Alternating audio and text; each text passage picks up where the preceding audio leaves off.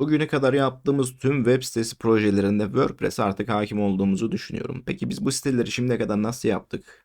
Hatırlıyor musun? Bütün videoları izlediysen hatırlıyorsun. Hepsini Elementor'la yaptık. Ancak bugün Elementor hakkında anlatacağımız yeni bir husus var. Elementor şu anda tarihinin en büyük değişimlerinden bir tanesini yaşıyor. Artık sadece bir eklenti olmaktan çıkıp web sitelerini yönetmek için kullanılan kapsamlı bir web sitesi işletim sistemi olma yolunda dev bir adım attılar. İşte bugünün konusu Elementor One olacak. Peki nedir bu Elementor One? Elementor One kısaca anlatmak gerekirse şudur. Elementor Pro özelliklerinin yanı sıra gelişmiş yapay zeka araçları, görsel optimizasyon özellikleri, erişilebilirlik çözümleri ve e-posta gönderim hizmeti gibi bir web sitesinin ihtiyacı olan tüm özellikleri, tüm kritik özellikleri, özellikle kritik çünkü bunlar çok önemli. Bir web sitesi için bunlar çok önemli. Bütün bunların hepsini tek bir abonelik hizmeti altında tek bir faturada toplayan bir bütünleşik hizmet modelidir Elementor One. Elementor'un buradaki temel amacı tüm bu farklı özellikleri farklı eklentiler ve farklı aboneliklerle çözmek yerine hepsini tek bir çatı altında Elementor One çatısı altında toplamak. Ki mantıklı mı? Mantıklı. Çünkü ona ayrı para öde, buna ayrı para öde. Sen bir de bunların hesabını yapman gerekecek. Bunların takibini yapman gerekecek. Farklı kredi kartları, farklı zaman dilimleri hepsiyle uğraşmak oldukça zor olacak. Hepsini Elementor One paketi altında toplayabilme imkanı sunuyorlar bize şimdi. Özellikle bu pakette V4 sürümü geldi. Artık yayında da beta olmaktan da çıkıp alfa olarak da yayınlandı V4 sürümü. Bir önceki videolarda anlatmıştık Elementor V4'te neler olduğunu, atomik elementleri anlatmıştık. Onu da izlemediysen şuraya koyacağım muhtemelen. Unutmadıysam şuraya koydum. Onu da git bir izle, neler değişmiş öğren. V4 ile birlikte de tüm bu performans sorunlarını çözmeye yönelik bir adım atmışlar. Girişi çok fazla uzattım. Bu videoda kısaca anlatmak gerekirse Elementor One'ı inceleyeceğiz. Elementor One'ın sunduğu tüm araçları, fiyatlandırma sistemlerini inceleyeceğiz ve yapay zeka kredi sistemlerine de bakacağız. Ancak şunu da belirtmek istiyorum, videonun hemen başında, videonun son kısmında fiyatlandırmayı anlatırken sizin için ufak bir avantaja sahip bir kupon kodu elde ettim. Onu da videonun sonunda size anlatacağım. O kodla beraber indirimli olarak, süre sınırlı bu arada, tam olarak emin değilim ama süre sınırlı olarak indirim olarak elde edebilirsiniz Elementor One'ı. Şimdi Elementor One'ın detaylarına geçelim. Direkt Elementor One sayfasına gidelim. Burada detaylardan bahsedelim. Hatta daha iyi anlaşılması için, hatta daha da iyi anlamam için bunu Türkçe'ye bir çevirelim öncelikle. Sonrasında anlatmaya devam edelim. Elementor One tek abonelik eksiksiz deneyim mottosuyla yola çıkmışlar. Burada da az önce bahsettiğim gibi tek bir abonelik adı altında birçok hizmeti bize sunuyorlar. Bunlar da neydi? Görsel optimizasyon, yapay zeka araçları, e-posta yönetimi. Elementor One'ın en büyük özelliklerinin bir tanesi de bu kredi sistemi. Bu kredi sisteminde herhangi bir sınır kısıtlama yok. Yani 25.000 kredi kullanabiliyorsunuz aylık olarak. Bunlar ay sonunda sıfırlanıyorlar. O ay için 25.000 kredim var. Atıyorum sen bu ay 5.000 kredi harcadın, 20.000 kredinin fazladan kaldı. O bir diğer aya aktarılmıyor. Diğer ay yine 25.000 krediden başlıyorsun. Aylık olarak yenileniyorlar. Ancak buradaki en önemli ve en iyi nokta şu. Bu kredileri istediğin noktalarda kullanabiliyorsun. AI için mesela burada 12.000 AI kredisi kullanmış. Sadece 6.000 görsel kredi kullanmış. 1.000, 420 ve 4.000 şeklinde kredileri bölebiliyorsun yani. Görsel için 25.000 kredin yok veya görsel için 1000 kredin yok. Bu 25.000 krediyi istediğin her alanda, istersen hiç diğerlerini kullanma, sadece görsel üretmeyi kullan. Bu şekilde kullanma imkanım var. Elementor One'da tamamen yapay zeka entegre olarak geliyorlar. Her adımı hızlandırma imkanı var. Burada AI ile birlikte istediğimiz AI diyorum ki bana şöyle bir fiyatlandırma tablosu oluştur diyorum ve o kutu yapısını benim karşıma çıkartıyor veya resim ürettirebiliyorum AI'ya. Konteyner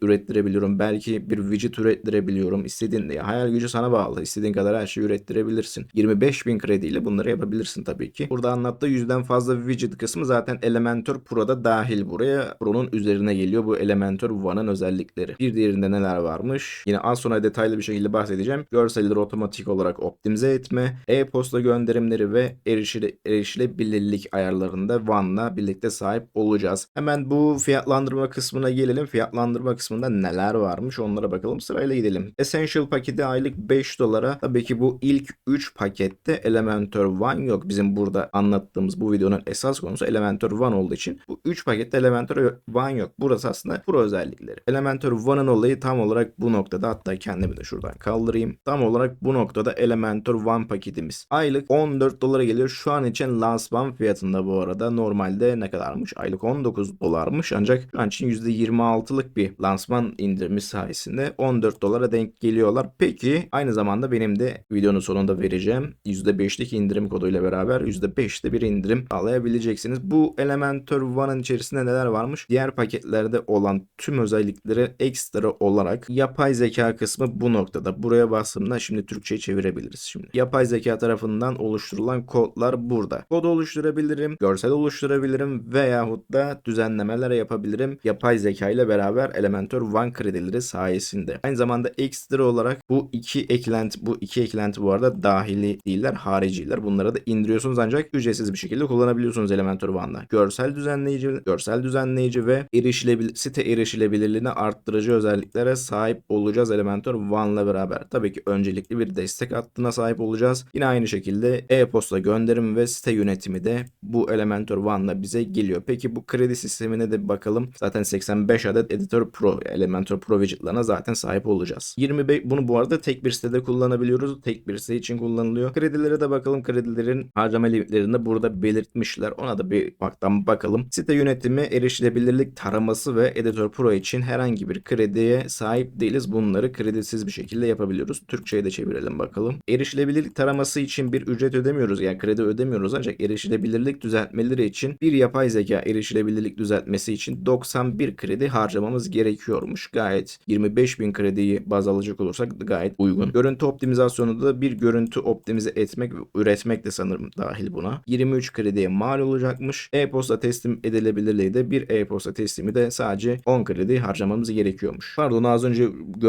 sadece görsel optimize için 23 harcıyormuşuz burada. Görsel oluşturma, görüntü oluşturma, konteyner oluşturma, daha fazlası metin ve kod oluşturma. Yani oluşturma eylemleri için de yapay zeka eylemleri için de 10 ila 400 kredi arasında bir harcama yapıyormuşuz. Tabi bunlar değişebilir muhtemelen ama ortalama olarak bu kredi aralarında kullanılacak. Elementor AI ile de dediği gibi tüm tasarımlarımızı da AI ile yapabiliriz. Nasıl olsa ne demiştim? AI kredilerini istediğimiz yerlerde kullanabiliriz. Peki neler yapabiliriz AI ile birlikte? Container layout'larını oluşturma imkanımız var. Bu tarzda bir batch olarak dondurma hero section'ı oluşturmasını istemiş, mesela direkt de oluşturmuş. Az önce örnekte verdiğim gibi aynı örneği burada da vermişler. Fiyatlandırma bölümü ekle gibi açıklayıcı metinler yazdıktan sonra istediğimiz konteynerlar, alanları AI ile oluşturma şansımız var. Peki bir diğerini AI ile birlikte görüntü de az önce söylediğim gibi görüntü de oluşturabiliyoruz. Dış kaynakları kullanmadan direkt hepsini Elementor'un içerisinde, tek sitenin içerisinde hiç başka bir siteye gitmeden oluşturma şansına sahibiz burada da. Görseli oluşturabiliyorum, görseli düzenleyebiliyorum ve varyasyonlarını da yaratma imkanım var. Tabii ki Elementor One kredileri sayesinde. Kod üretebiliyorum. Örneğin burada bir görsel kullanmışızdır. Bu görseli kodla beraber bir dinamizm de katmak istiyorsak, bir efekt de katmak istiyorsak kod üretiminde yine yapay zeka ile beraber hiçbir fikrimiz olmasa dahi yapabiliyoruz. Sadece neye ihtiyacımız olduğunu açıklıyorsun. Neymiş? Bir fare üzerine gelme efekti. Mesela çok garip. Fareyle üzerine hover efektinden bahsediyor. Pardon. Görsel optimizasyon kısmı. Bu çok önemli. Performans açısından, hız açısından çok önemli. Bununla direkt Elementor One paketiyle sahip oluyoruz. Burada da istediğimiz görselleri WebP'ye, AVIF'e ve orijinal formata da koruyabilme imkanımız varmış. Mesela bu çok garip bir özellik. Ben hiç aklıma gelmemişti. Ki benim eski videoları izlediysen bu işe ben de girmiştim. Eklenti yapma, WebP yani görsel optimizasyon eklentisi işine girmiştim ama olmadı ve nasipte değilmiş. Yapamadık o işi. Yani yarım kaldı. Devam ettiremedik. Direkt site içerisinde bu düzenlemeleri de yapabiliyorsun ve performans olarak da oldukça iyi bir sonuç elde ediyorsun. Günümüz web'i için bunlar lazım kardeşim. Kayıpsız sıkıştırmayı ve daha hızlı yoğun görseller içeren sayfalar için kayıplı sıkıştırmayı seçme imkanımız da var. Meta veri temizleme özelliği de varmış bu arada. Meta verilerin temizlemesi de gayet iyi çünkü hızı daha da düşürüyor. Yeniden boyutlandırma özelliği de burada mevcut. Yine bu özellikte Elementor One'ın içerisinde gelen görüntü optimizasyon özelliğiydi. Burada da neydi bu kısım? Erişilebilirlik kısmı burası da. Erişilebilirlik kısmına şahsen çok bayıldım. İyi bir olmuş yani ve yapay zekayla da entegre bir şekilde çalışıyor. Peki erişilebilirlik nedir biliyor musun aslında? Şu videoda gayet iyi bir şekilde anlatıyor. Mesela burada sayfayı erişilebilirliğini taradı. Ana sayfayı tarıyor. Erişilebilirlik kısmını dedi ki